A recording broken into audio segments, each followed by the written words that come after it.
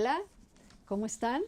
Soy la doctora Diana Cover y estamos aquí con el licenciado Juan Carlos Ostolaza. Él es presidente del Centro de Competitividad de México. Director. Director. Pues muy bienvenido. Él es maestro de alta dirección de Gobierno y Políticas Públicas por el Instituto Ortega y Gasset y licenciado en Economía con especialidad en Sistemas Financieros Mexicanos de la Escuela Superior de Economía. Bienvenido, Muchas Juan gracias, Carlos. doctora. Espero poderte decir Juan Carlos, para que sea esta plática. Y por favor, cuéntanos un poco más de tu trayectoria, que la verdad es algo que vale la pena mencionar. Muchas gracias, doctora. Fíjate, llevo más de 20 años en el mundo de las micro, pequeñas y medianas empresas y de los emprendedores. Comencé mi carrera en una fundación suiza de nombre Fundes, tiene presencia en prácticamente casi todo el continente americano y nos dedicamos a hacer precisamente proyectos de apoyo a micro, pequeñas y medianas empresas. Tuve la oportunidad de colaborar en países como Guatemala, en Bolivia, Argentina, de verdad siempre en Costa Rica, conociendo la verdad siempre todo este mundo PYME, y me fui realmente concentrando en toda la parte de desarrollo económico, desarrollo regional, y hace cerca de 10 años llego al Centro de Competitividad de México, que es una iniciativa del Consejo Mexicano de Negocios, 259 grandes empresas, y desde hace cerca de un par de años me toca tener la dirección general de este organismo que está muy padre, porque realmente lo que hacemos ahí es apoyar el desarrollo de las cadenas de valor de las grandes empresas, donde hay micro, pequeñas y medianas empresas, y ahora también apoyamos toda la parte de emprendimiento. Tema bien importante, Juan Carlos, porque al final del día, ¿no? Emprender es una lucha o es una liberación, y yo creo que hoy la plática que valdría muchísimo, a la que nos tenemos que adentrar, es justo la plática de qué se necesita para ser un emprendedor y hacia dónde podemos aconsejar a todas aquellas personas jóvenes y mayores, ¿no? De qué pasos tomar y qué perfil y qué características y qué medidas se deben de tomar para entender que una cosa es un sueño y otra cosa es llevarlo a cabo. Acabas de mencionar algo bien importante. La diferencia entre una buena idea y un proyecto es llevarlo a la práctica y hacerlo de buena forma. Un dato bien importante es que en México el 99.8% de las unidades económicas son micro, pequeñas y medianas empresas. Y estas nacieron, ¿no?, a través de un emprendimiento. Dentro del consejo que hay, pues estas 59 grandes empresas, el 85% de ellas nació siendo PYME. Entonces esto es un dato bien importante porque quiere decir que cuando tenemos acceso a ciertas herramientas, a ciertos conocimientos, a tecnología, a digitalización, podemos crecer y llegar a ser de las empresas más grandes del mundo. Y regresando precisamente al tema de emprendimiento, yo siempre digo que los empresarios son los héroes de este país. ¿Por qué? Porque todos los días le invierten, no solamente sus recursos económicos, sino su tiempo, su pasión, el realmente creer en un México, en el generar empleos, conservar empleos y ir generando este efecto dominó. Y yo siempre digo que un emprendedor tiene que ser un aventurero, ¿no? De ahí viene mucho la parte de aguerrido, ¿no? Tiene que ser resiliente, ¿no? El poder enfrentar cuando vienen cuestiones no tan padres como las que acabamos de vivir ahora con la pandemia. Tiene que ser muy creativo, ¿no? Muy creativo, muy innovador, ¿no? Un emprendimiento siempre tiene que responder a una necesidad que exista en el mercado, porque muchas veces, como lo decías, ¿no?, hay ideas así de, y se me ocurrió que mi compadre puso este negocio allá, voy a ponerlo igual, y fracasamos, ¿no? Hay un dato bien duro. Según el INEGI, el 75% de las empresas en México que nacen como un emprendimiento no sobreviven los primeros 2 años, ¿no? Y esto tiene un porqué, ¿no? Tiene un porqué, precisamente la parte de la estructura de la base, ¿no? Decía mi abuela que para saber cómo me voy, tengo que saber a dónde voy, ¿no? Y eso es lo primero que tiene que tener un emprendimiento. ¿Y cuáles podrían ser como los puntos claves en ese sentido? Digo, yo sé que hay muchísimo que hablar sobre el tema y lo seguiremos platicando en un futuro, ¿no? Pero ¿cuáles serían estas primeras medidas de cuando se te ocurre que, ¿no?, esto podría ser una buena idea para poner, ¿no?, para llevar a cabo? Digo, además de todas estas características tan importantes que mencionas, ¿cuál serían los primeros pasos? Lo primero es poner en blanco y negro nuestra idea, ¿no? O sea, un plan de negocios. Porque puedo tener mi idea muy padre y demás. Y lo primero dentro de poner en blanco y negro esa idea es hacer una validación de mercado, que se llama. Claro. O sea, que realmente vamos a identificar una necesidad que se resuelve con nuestra idea, ya sea con un producto o servicio, porque muchas veces tenemos una idea buenísima que seguramente va, y no hay quien la compre, Claro, o no hay quien la claro. necesite. Entonces, lo primero es esa validación de mercado, saber que nuestro proyecto, que nuestra idea tiene una demanda potencial, ¿no? Ujú. Si es un producto o un servicio que no existe, mejor, ¿no? Innovador, pero que sí tiene que resolver una. Y si es un producto o un servicio que ya existe, pero que vamos a complementarlo con ciertos valores agregados, tener esa validación de mercado. De ahí obviamente nos vamos a toda la parte de un plan de negocios, que una empresa pues es un plan estratégico, ¿no? Desde cuáles van a ser las bases de esa idea, ¿no? Cuál va a ser nuestra razón de ser de la empresa, qué necesitamos para que esa empresa funcione, y me refiero a muchas cuestiones, no solamente a la parte de recursos financieros, que también es muy importante, pero tenemos que saber de las características que tengo yo como emprendedor, como empresario, y rodearme de las personas que me complementan, porque no todos podemos ser todólogos, ¿no? Claro, Eso claro. es un gran error que tenemos muchas veces, no solamente en México, sino en América Latina, de querer nosotros hacer todo, y no. Lo primero es identificar cuáles son mis fortalezas, cuáles son mis debilidades como emprendedor, y ya con base en eso, ahora sí empezamos a estructurar, ¿no? Lo que sería nuestro emprendimiento, en lo que sería una empresa, y siempre pensar que esa empresa pues va a llegar y va a tener, a lo mejor somos una sola persona o dos, pero tenemos que empezar a ver cómo va a crecer, cómo va a ir generándose ese efecto de engranes que vaya haciendo crecer a la empresa. Y lo primero es esa parte. Luego, poner en blanco y negro no significa que va a poner, pues así se va a llamar mi empresa. No, significa realmente tener esa guía de navegación. Si lo viéramos como en un avión, es esa guía de navegación, que vamos a tener. Lo primero es identificar nuestro producto y servicio, cuáles son sus características, cuánto nos va a costar hacerlo, qué necesitamos para poder hacerlo, cómo se lo vamos a poder entregar a nuestros clientes, cómo lo vamos a comercializar, cómo lo vamos a distribuir. Y si te fijas ahí, doctora, empieza a ver ya se va ampliando, ¿no? Ya no solamente es una idea, ¿no? Es una idea que tiene un nombre, que ese nombre tiene ciertos factores que vamos a necesitar para poder construirlo. Vamos a estar colaboradores, también vamos a estar en algún momento de proveedores, ¿no? De distribuidores, de nuestros canales de venta, saber cuánto nos va a costar eso, y ahí viene una parte bien importante, los presupuestos, ¿no? Porque Claro. muchas veces decimos, es que yo quiero este producto y lo quiero vender en 200 pesos. Sí, y a lo mejor eso me cuesta hacerlo como yo lo quiero hacer, pero si salgo al mercado y veo que eso cuesta 50 pesos en otro lado, pues ya de nada sirvió que yo tuviera una gran idea innovadora si en el mercado ya hay una opción que hace lo mismo y que cuesta mucho menos. Entonces, desde ahí tenemos que ir identificando que nuestra empresa realmente sea eficiente, que nuestro emprendimiento sí tenga una razón de ser y una lógica. Entonces, lo que tú estás diciendo, Juan Carlos, es que también es importante que te rodees de gente que sepa lo que tú no sabes. ¿No? Porque vamos, hasta, ¿no? El tener la idea de vender un artículo no es lo mismo que costear el artículo, o de mercadear el artículo, o hasta de buscar un mercado que tenga que ver con cómo se va a vender el artículo y quién lo va a comprar. Hoy con redes se ha duplicado ¿no? Porque todos pensamos qué fácil es vender en redes, pero e-commerce es una de las cosas más complejas que hay, no por cómo hacerla, sino que acceder a un mercado en donde haya una validación de tu producto o de tu servicio, más difícil aún. No solamente eso, o sea, implica logística, implica costos, implica saber que pasa una devolución, o sea, totalmente, o sea, hay herramientas que están ahí, pero lo que acabas de mencionar, doctor, es bien importante, el talento. El talento. ¿No? Como emprendedores, como empresarios, tenemos que saber aprender a valorar que el talento es lo más importante de cualquier organización, ¿no? El talento realmente es lo que hace que una empresa llegue a donde vaya a llegar, ¿no? Por ahí una empresa panificadora, que es de las más grandes del mundo, si no es que ya la más grande del mundo, que vende pan hasta en China, y que las bases de su fundador se van al talento, ¿no? Porque decía que el tamaño de su empresa es del tamaño de su gente, y el tamaño de su gente del tamaño de su líder.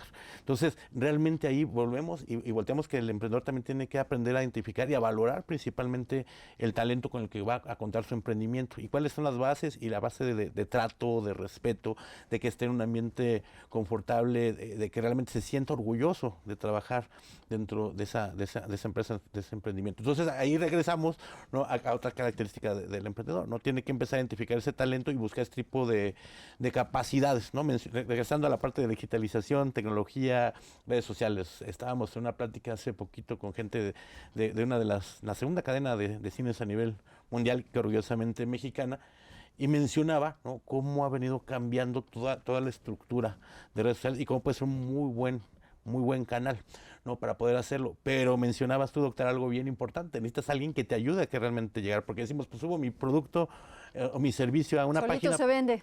cuando hay cientos de miles de competidores, ¿no? Entonces tenemos que hacer una muy buena estrategia de comunicación, saber cuál es nuestro target, saber cuál es la red que vamos a utilizar, ¿no? Dicen, por ejemplo, en mi caso, que ya estoy más grandecito, somos Facebook, ¿no? Somos la generación Facebook. De repente, pues Instagram estuvo ahí como que que nosotros ya nos estamos apropiando y entonces llegan los más pequeños, ¿no? Y ahora es el TikTok, ¿no? Que están ahí fascinados con esta parte. Entonces, desde eso, ¿no? Saber cuánto tenemos que promocionar a lo mejor un reel, ¿no? Que antes, no sé, en mi época eran 2, 3 minutos para poder entender. Ahora son cuestión de segundos para captar realmente la atención. Muy visual, ¿no? Muy visual. Exactamente. Implica toda la parte logística. Es muy diferente entregar un producto que yo te voy a vender a ti, ¿no? Face to face, a uno que voy a vender a través de una plataforma, porque implica costos de logística, de llevarlo a un centro de distribución, de saber que me pueden tener una devolución si mi producto no cumplió con las características que yo ofrecía o que yo prometí. Entonces es toda una parte atrás que regresamos a nuestro plan de negocios, ¿no? Que ya cuando pasamos a la parte ya de ejecución de empresa, pues se vuelve nuestro plan estratégico. Y yo me imagino que dentro de este proceso también debe de haber mucha tolerancia a la frustración. Porque una cosa es empezar, ¿no? Todos contentos del logo y buscar el dominio y entonces, ¿no? Pero todo lo que surge después es un confrontarte constantemente, ya no digo la parte financiera, ¿no? Cuando eso se acaba, pues entonces tienes aquí, ¿no? Ya no puedes ni comer de la angustia, pero la parte de tolerarla es además una característica muy de liderazgo y de emprendedor. Totalmente, y de hecho ahorita te voy a contar un poquito de nuestro movimiento que se llama Creo MX, que va totalmente dirigido a emprendedores y a microempresas. Creo de crear, y nuestra imagen son luchadores precisamente todo el evento. ¿Y por qué? Porque un emprendedor lucha todos los días. Todo el día. Y a lo mejor si decimos, bueno, voy a ser emprendedor, voy a ser dueño de mi propio tiempo, voy a decir cuánto gano, voy a decidir hacia dónde me voy a... Y no, o sea, el ser emprendedor lleva una responsabilidad bien fuerte y sobre todo que no solamente voy a depender yo de mí mismo, no, sino voy a tener personas que van a depender de mi idea emprendedora, de mi empresa, y eso pues se vuelve más importante. Y una de las principales características de un emprendedor es la resiliencia, ¿no? Sí, ¿Cómo enfrentamos, ¿no? El ser humano es emprendedor por naturaleza. Cuando estamos en una situación difícil, identificamos cómo salir adelante de esa situación difícil. Y desde ahí estamos emprendiendo, ¿no? Esto lo conoces mucho mejor que yo, por tu formación, pero es eso, ¿no? Pero mira, me parece interesante lo que estás diciendo, porque cuando hablamos de la palabra resiliente, que con tanta facilidad, ¿no? Ya desde el COVID todo el mundo habla de resiliencia, pero lo que me parece importante de lo que estás diciendo es cómo aplicamos esa palabra a ser empresario, ¿no? O sea, tú también explícanos un poco, porque vamos, es bien importante entender el concepto de lo que es resiliente. ¿Qué es lo que pueden esperar como jóvenes empresarios, como viejos empresarios, ¿no? Que quieren empezar en este camino? A saber que nos vamos a enfrentar a muchas oportunidades, o sea, sí o sí retos, pero yo siempre lo trato de volver todo en positivo, ¿no? Vamos a enfrentar muchas oportunidades que vamos a tener por ahí, pero para tener acceso a esas oportunidades tenemos que enfrentar muchos obstáculos que se van a ir presentando como en cualquier parte de nuestra vida, ¿no? Y la parte de la palabra, como bien lo mencionas, ahora se usa muy fácil, pero no implica muchas cuestiones que están en el ADN, ¿no? En la razón de ser, en la parte interna de un emprendedor. La primera es saber que nosotros vamos a ser nuestros propios generadores del empleo. No vamos a contar con un ingreso fijo, o sea, esto lo vamos a tener que buscar nosotros, ¿no? Vamos a tener que buscar a nuestros clientes. Normalmente cuando trabajamos en una empresa ya establecida más, pues ya hay una imagen, hay campañas de publicidad que nos traen a los clientes. No, acá vamos nosotros a que buscar, crear ese mercado, salir a entregar, llevarles nuestra propuesta de valor, saber que a lo mejor durante los primeros años no vamos a tener hora de entrada, pero no de salida, ¿no? Es bien importante saber que vamos a tener que enfrentar la cuestión también pues normativa, ¿no? Lo que enfrenta un emprendedor en la parte pues de legislación, ¿no? En la parte de cumplimiento pues de licencias, en la parte de finanzas, en toda la parte tributaria, fiscal, la parte de seguridad social, o sea, sí son varias cuestiones que tenemos que considerar y que una de las conceptos o de las bases de resiliencia es eso, ¿no? Que vamos a tener que soportar y sobre todo enfrentar y poder vencer esos obstáculos que se nos van a poder presentar y poder capitalizar esas grandes oportunidades. La verdad es que el ser emprendedor, el ser empresario también llena de satisfacciones, Sí. ¿no? Realmente el generar una idea de cero, el generar proyectos. Tú ya estábamos platicando con unos emprendedores que hay, bueno, ya empresarios bastante, que están creciendo, que hacen estos bubble teas, que son buenísimos con sus bolitas ahí, y que me encantan, ¿no? Cómo empezaron con una unidad de negocio ahí en Interlomas, enfrente de esta cadena de cines que estábamos mencionando, y cómo ya tienen más de 65 puntos de venta, ¿no? Es impresionante. Y cómo empresas ahí mismas del consejo empezaron, pues, no sé, esta de cines empezó con una sala de cine, ¿no? Sí, sí. Y hoy tienen presencia en más de 15 países, más de 6,000 salas. Es impresionante lo que han logrado. Y nunca dejamos de emprender, y eso es bien importante. Hablando de la palabra resiliencia, nos contaba este director, este alto ejecutivo de esta cadena de cines, que cuando se viene la pandemia, pues todos dijeron, oye, pues hasta aquí llegamos, el cine viene en streaming, las pantallas cada vez más baratas, pues ¿qué vamos a hacer? Y se tuvieron que reinventar, o sea, pues se volvieron, o sea, nunca perdieron esa capacidad de emprender, de ser emprendedor. Y una de sus principales atracciones dentro del cine, son las palomitas y los hot dogs, los famosos hochos, lo abrieron una línea a través de estas deliveries, ¿no? A través de, pero hacía el nombre de Uber y de Didi. Y ahora, o sea, la gente sí regresó al cine, afortunadamente para la industria del cine, pero aparte esta es una línea que ya se quedó. ¿No? Cuando vamos a estos cines, ahí están las casetitas de Uber y de Didi para que lleguen a consumir ahí los repartidores el producto. Y eso es una, ¿no? Eso al menos ahí hay una garantía de calidad, ¿no?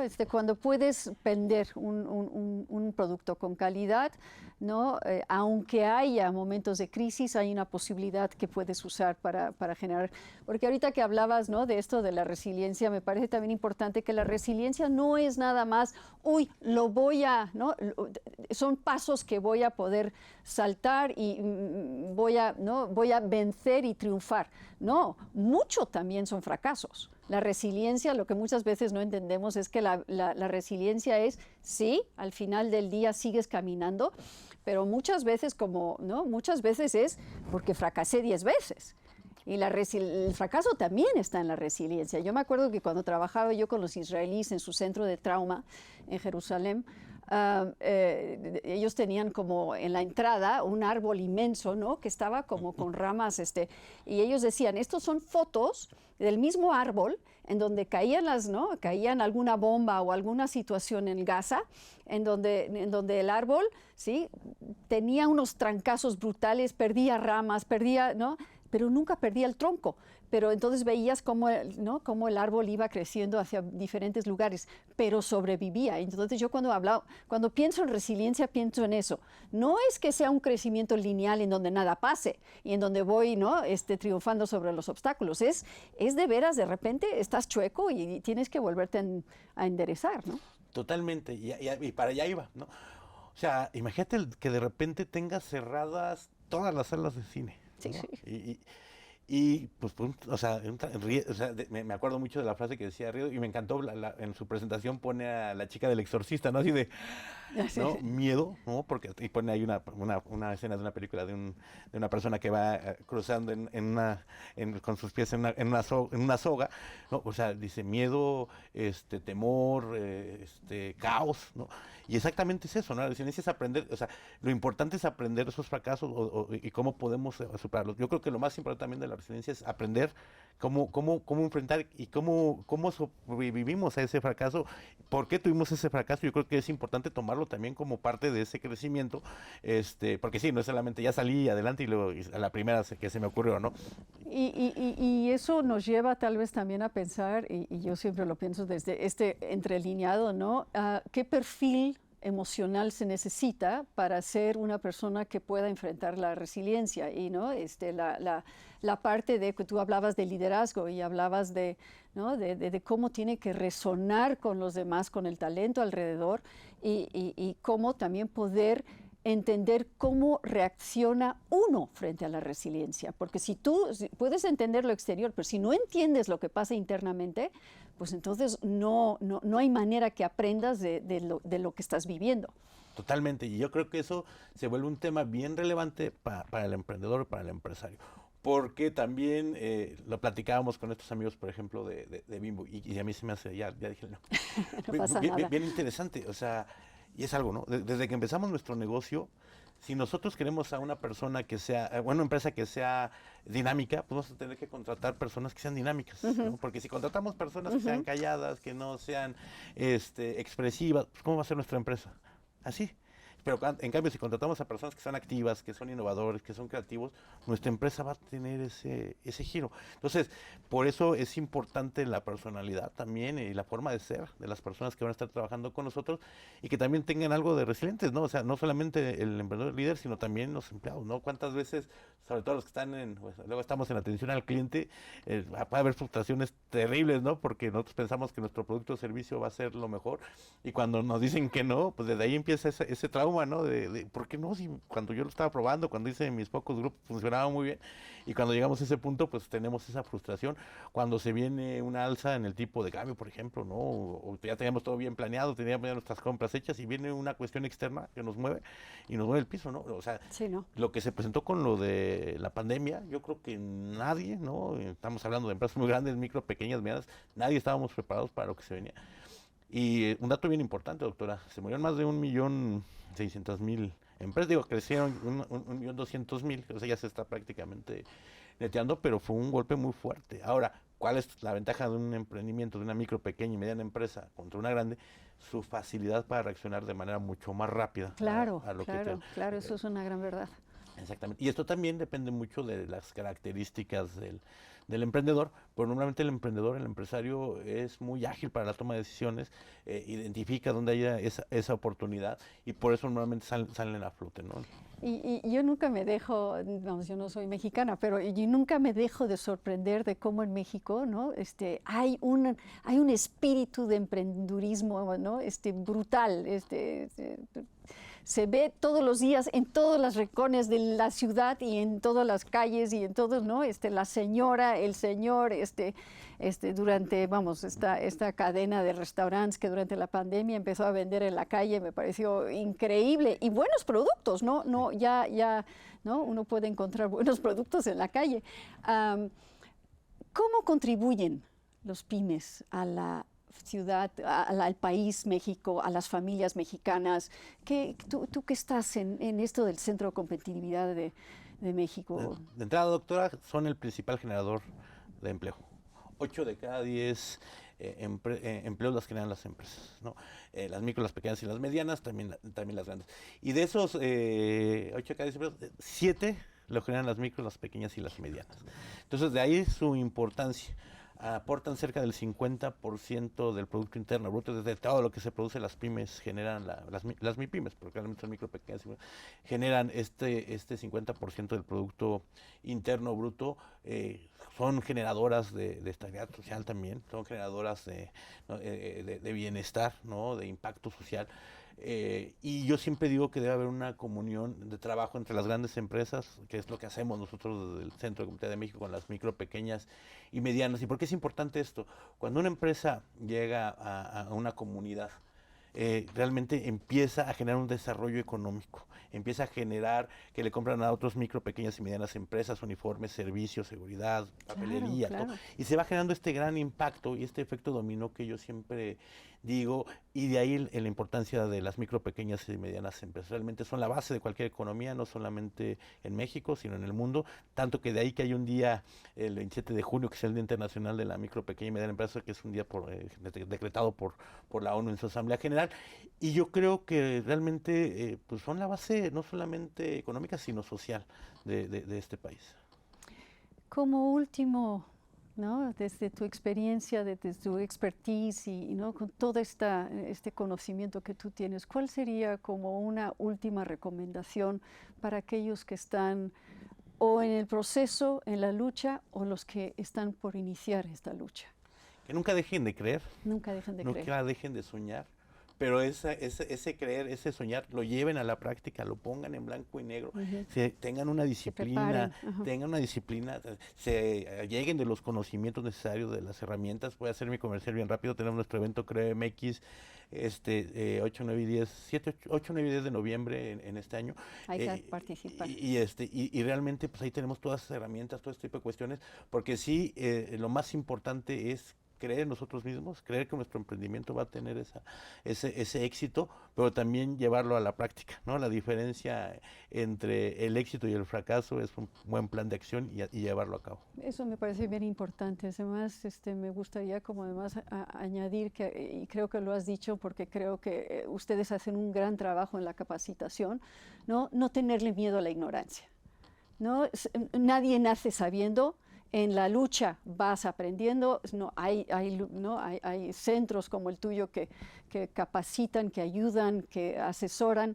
Entonces eso es una gran ventaja para cualquier persona. Pues yo te agradezco muchísimo que hayas estado aquí con nosotros, aquí en Te Queremos Escuchar by Mundo Ejecutivo, y espero que pronto podamos seguir platicando sobre estos temas que son amplios, pero muy interesantes. Claro que sí, doctora. Muchísimas gracias a ti y a tu auditorio, a Mundo Ejecutivo, por la invitación a TQE, y sin duda tenemos mucho de qué platicar. Lo que mencionas, todos los días se aprende algo, sí. Y yo creo que como empresarios es algo que tenemos que tener, todos los días aprender algo. Ahora que se tuvieron que reinventar estas grandes empresas también, no solamente las micro, pequeñas y medianas, pues ahí se vio que todos los días se tiene que seguir aprendiendo y todos los días tenemos que seguir mejorando para un mundo que es cada vez más competitivo y en el que los clientes cada vez demandan más. Entonces la palabra es resiliencia. Con eso me voy yo y creo que se puede aplicar de maravilla. Hasta luego. Gracias. Gracias.